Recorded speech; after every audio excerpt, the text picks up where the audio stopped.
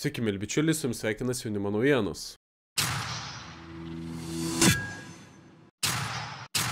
Kaip žinome, artėja Andriaus Tapino organizuojamas protestas prieš naująją teisėtai išrinktą ir dabar formuojamą valdančiąją daugumą. Tačiau po biškį valdžioje pradėjo kilti geri klausimai. O kas tas Andrius Tapinas, kad teisėtai išrinkta valdžia turėtų kreipti į jį dėmesį formuojant naująją daugumą? Socialdemokratų partijos garbės pirmininkas Vytenis Andriukaitis teigia, kad noriu Tapinui pasakyti, kad jo gėdos diena yra jo gėda. Pirmą noriu Tapinui užduoti klausimą, kas jis yra? Ar politinio proceso dalyvis? Tada siūlau Tapinui, naudojantis teisinės valstybės principais, įsiregistruoti kaip politiniai partijai. Antra, jeigu jis yra Skvernelio partijos influenceris arba nuomonės formuotojas, tegul jis siema verslo liudijimą kaip influenceris, moka mokesčius ir dalyvauja politinio aktyvizmo procese kaip ir dera influenceriui. Jeigu jis yra žurnalistas, tai tada jis turi paklusti žurnalistų etikai. O jeigu jis yra nežinia kas, o pilietinis aktyvistas, tai tada taip pat jis turi įsitinklinti ir pasakyti, kokiai nevyriausybinė organizacija jis atstovauja. Tai yra 4 mano teisiniai klausimai Tapinui. Jeigu jūs žurnalistai manote, kad jis žurnalistas, tada atsakykite man, kaip čia yra su etika, su tyriamąja žurnalistika.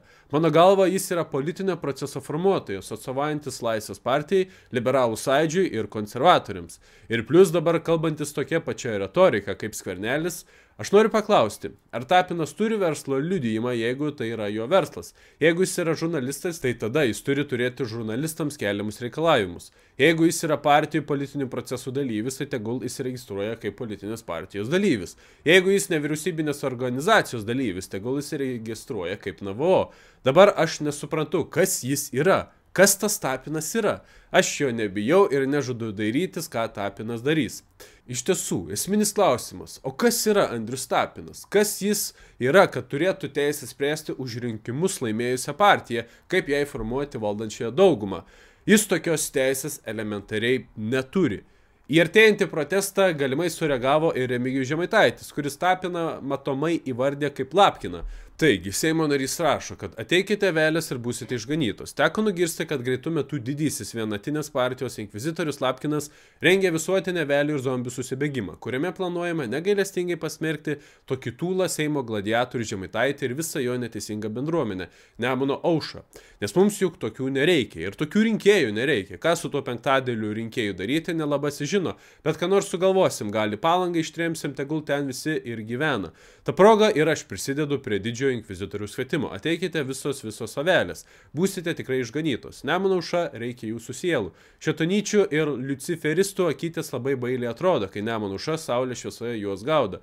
Be to vakaro pabaigoje vyks Kremliaus koncertas Bronovskija Babuški, Ingrida ir Viktorija, nuotaikai pakelti. Nes visą laiką visi jie ir galvoja, kaip mane papjauti.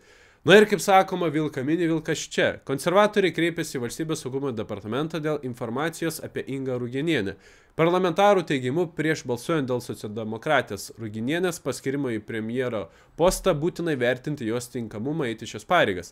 Pati Inga Ruginienė teigia, kad niekaip nevertinu. Tai yra jų teisė tą daryti.